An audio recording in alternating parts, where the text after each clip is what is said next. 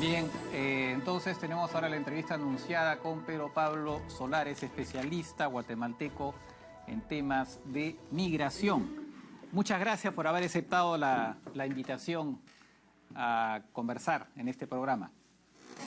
Al contrario, Francisco, un gran gusto y un enorme saludo desde Guatemala para todos quienes nos escuchan hoy en esa linda República de Perú. Muchas gracias. A ver, empecemos por el principio, como se dice, un poco para fines didácticos, porque este programa es informativo, pero también didáctico, para que el público entienda. En realidad hay dos tipos, en general, ¿no? Dos tipos de inmigrantes, lo que se llama migrantes, podríamos llamar económicos, y bueno, usted me corregirá en todo caso, y aquellos que pueden solicitar el estatus de refugiado, y cuando lo solicitan, una vez que lo solicitan, no pueden ser devueltos, por lo menos mientras se ve sus casos, ¿no? Entonces, si puede explicar un poco eso al público y en términos de dimensiones de la migración hacia Estados Unidos, quiénes corresponden a qué categoría, en qué más o menos, qué porcentaje unos corresponden a una categoría y los otros a la otra categoría. Claro, sí, tenemos una gran división, digamos, de personas que se desplazan de un país a otro. Unos, como bien decía usted, personas que aducen tener miedo de regresar a sus países de origen y que se acogen a alguna de las medidas humanitarias que pueden estar establecidas en las convenciones internacionales para poder proteger y dar cabida a una población que tiene miedo de regresar a su lugar de origen.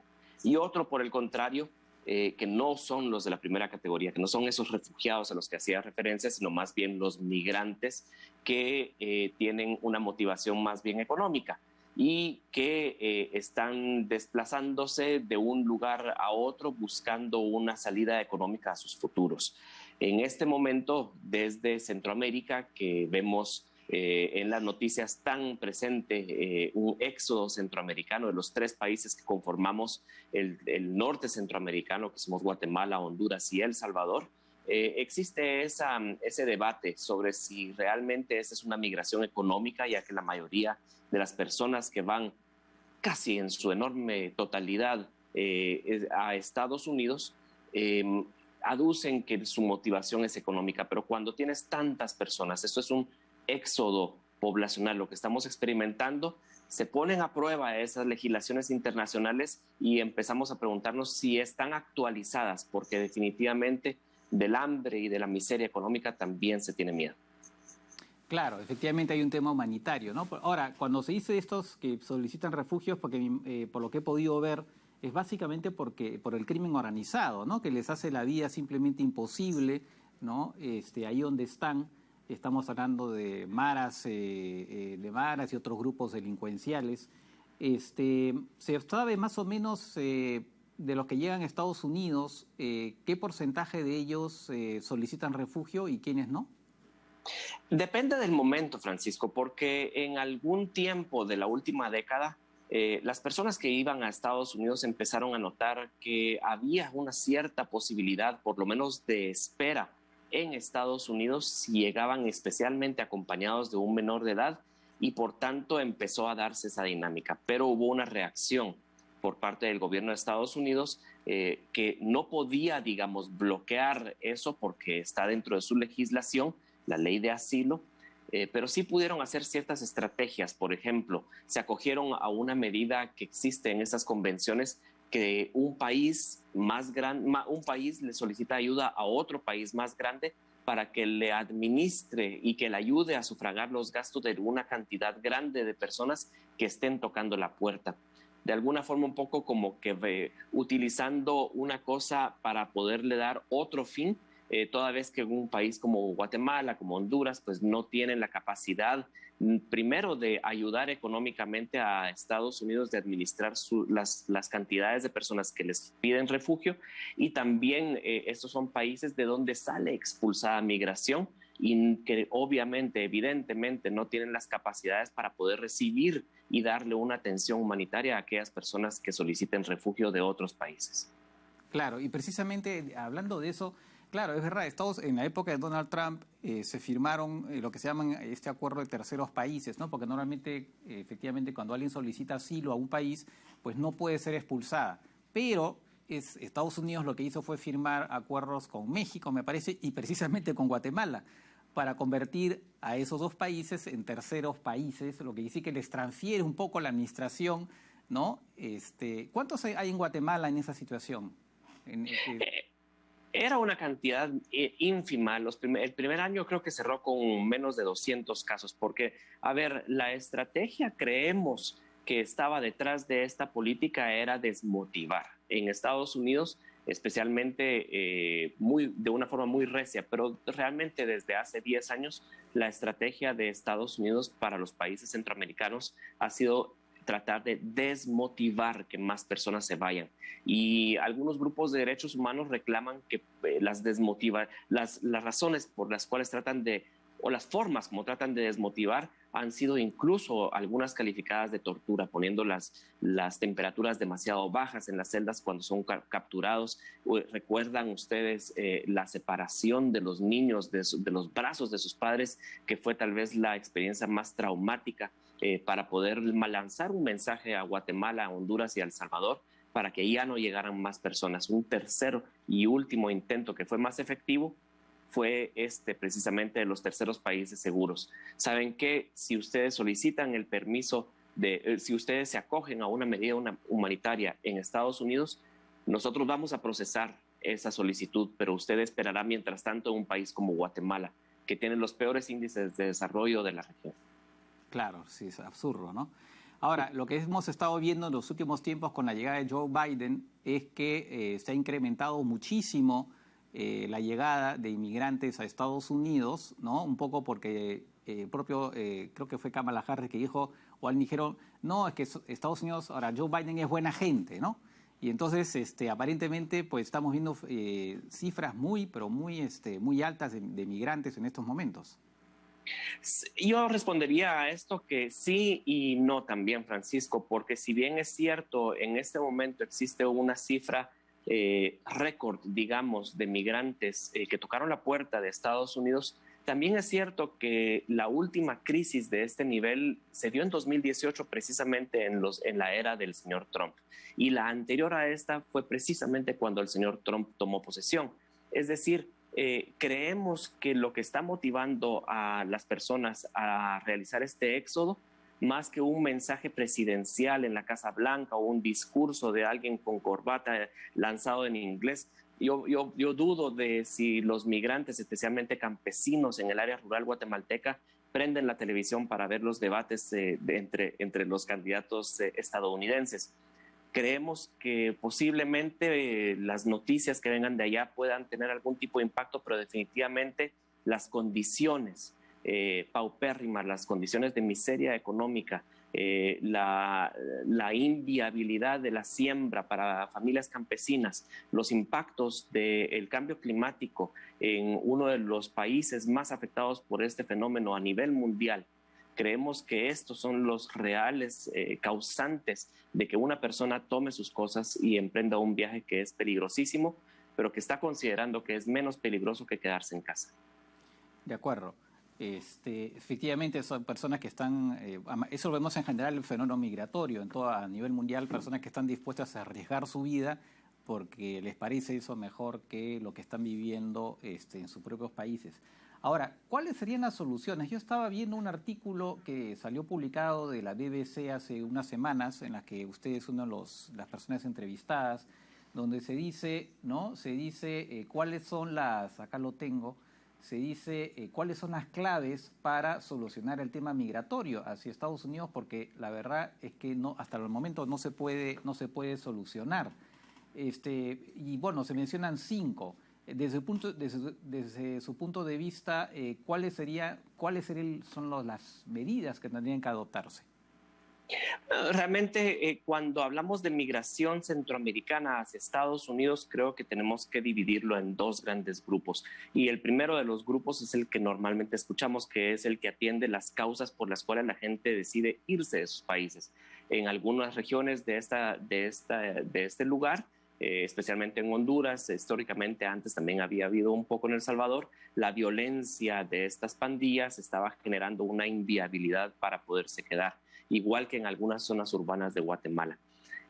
pero la miseria económica, y por favor nota, Francisco, que no digo la pobreza ni la pobreza extrema, estamos hablando de miseria, personas que están comiendo 2 tortillas al día y que aún esa alimentación está viéndose en riesgo. Tiene una forma distinta que se tiene que abordar en diferentes lugares, en diferentes latitudes. Pero aún así, por ejemplo, quienes dicen que traer inversión para poder crear empleos en uno de los países más subdesarrollados del mundo entero, donde no se tiene inversión social, donde no se tiene educación, donde no se tiene salud pública, donde no se tiene alimentación, aún cuando traigas emprendimientos o empresas que estén dispuestas a contratar mano de obra, esa mano de obra va a ser calificada, ¿no? Va a ser evaluada para ver si está de acuerdo con los criterios del siglo XXI. Y lamentablemente la población que está siendo expulsada creo que necesita una gran inversión social para poder en unos años plazo, no ahora, no en un año plazo, no en 5 años plazo, pero tal vez en un futuro lograr desmotivarlos a que vayan hacia Estados Unidos. Y la segunda, lo digo rápidamente, las causas que jalan, que atraen a la población centroamericana. Vemos que una gran cantidad de sudamericanos peruanos incluso viven en Estados Unidos. Yo he estado en comunidades y he tenido la oportunidad de comer la comida peruana precisamente en Estados Unidos. Pero el lomo saltado me sale ahorita a la mente. Pero imaginen ustedes estas poblaciones que están solamente a 2 fronteras, mucho más cercanas a Estados Unidos. El segundo gran componente es una economía que crece en Estados Unidos con una población que envejece. Entonces, si queremos hablar de las soluciones, creo que tenemos que sentarnos, liberar un poquito las hipocresías políticas que están dominando y ver que ese es un problema global, que es un problema de 2 lados compartido y no solamente de estos países que expulsan a la población. Bueno, y eso concretamente, ¿qué quiere decir? O sea, concretamente, ¿qué tipo, o sea, qué medidas implica lo que acaba de decir?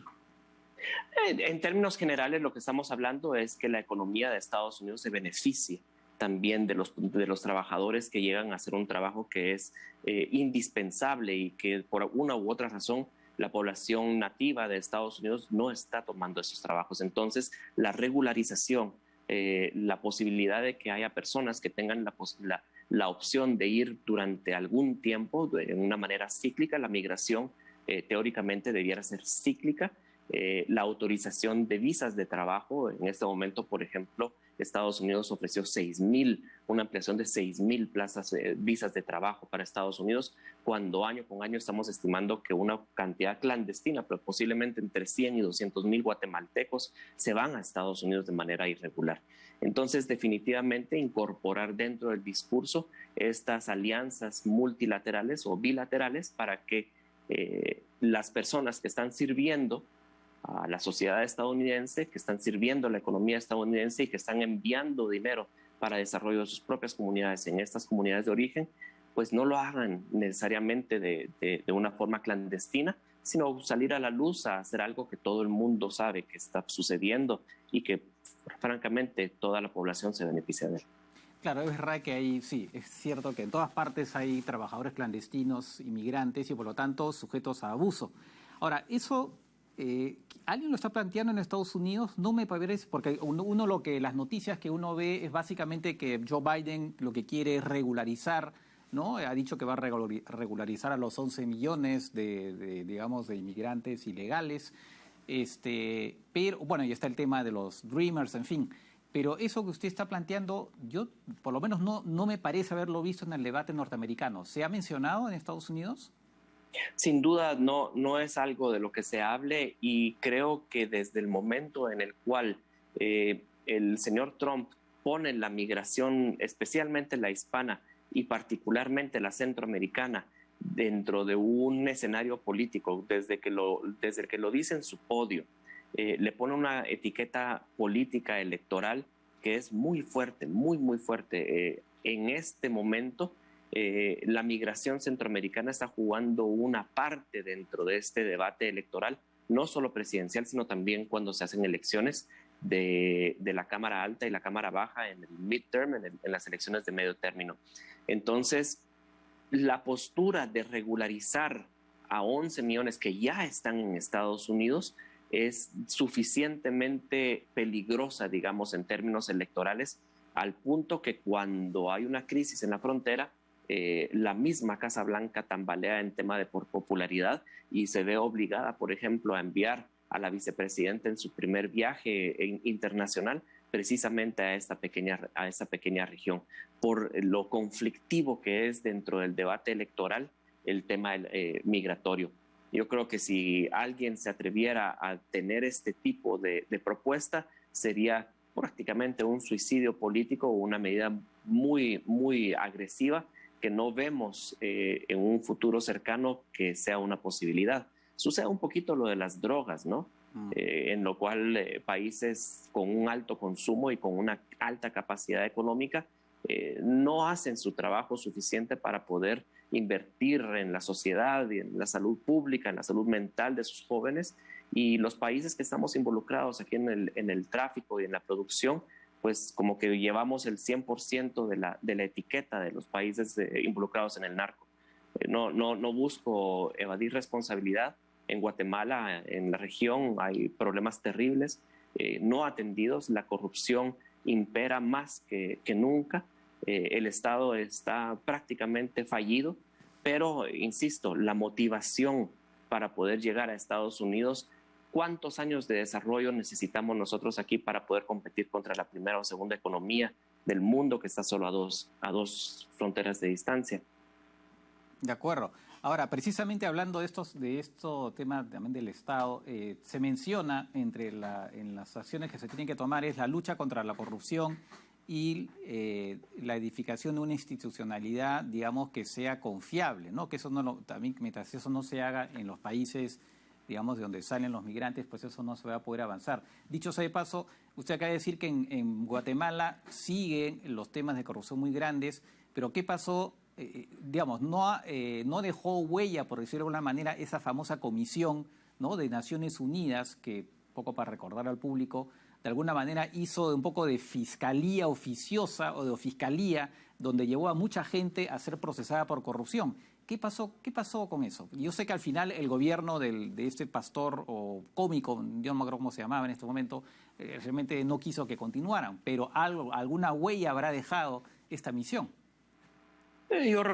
Podríamos resumirlo como la política del péndulo, en la que esta Comisión Internacional de Naciones Unidas, que se llamaba CICIG, tuvo una lucha en contra de la corrupción y de la impunidad sin precedentes, posiblemente a nivel latinoamericano. Se procesó y se llevó a la cárcel a la vicepresidenta y al presidente mientras estaban en su cargo, no a expresidentes, sino que durante su cargo. Esto junto con otra serie de políticos de alta, ministros de Estado, por poner un ejemplo, pero además, principalmente se empieza a perseguir, a encarcelar, a enjuiciar a personas prominentes de la sociedad guatemalteca, a personas prominentes de la economía guatemalteca, personas que posiblemente hubiéramos podido pensar que eran intocables y que se les demuestra o se les acusa de que son ellos quienes financian a estos partidos políticos, a estos comediantes, a esas personas dentro de un sistema electoral que estaba totalmente tomado por la corrupción. Pero decía yo que resultó un péndulo porque se hizo un ataque tan fuerte que el sistema se replegó, se logra expulsar al comisionado y se logra desintegrar la comisión, y el poder económico, podríamos decir, el poder político también, logran acuerparse, agruparse y hacer una serie de medidas bastante agresivas para tomar cargos que toman las decisiones en las cortes, en los evaluadores de los juicios, en la fiscalía, en el Congreso, en la Asamblea del país legislativa y, por supuesto, en el Ejecutivo también. Es decir, un repliegue que en este momento hay una sensación en Guatemala de grupos de oposición que no están plegados o no están aliados al gobierno, de mucha desesperanza, de que que estamos aún peor que como estábamos antes de los embates de la CICIG en contra de la corrupción y la impunidad. Realmente una sensación de péndulo en la cual la corrupción y la impunidad aparentemente en los ojos de un ciudadano han tomado más fuerza. Bueno, qué terrible, porque además tienen un gobierno que es joven, ¿no? Un gobierno de 1 año y medio, me parece que acaba de asumir hace 1 año y medio. Bueno, en realidad esto da para mucho más, pero bueno, como siempre el tiempo es limitado, así que pues lo vamos a dejar ahí. Muchas gracias por habernos ilustrado con estos comentarios y bueno, el tema lo vamos a seguir tocando sin ninguna duda. Muchas gracias. Al contrario, un gran saludo otra vez desde Guatemala. Ok, gracias.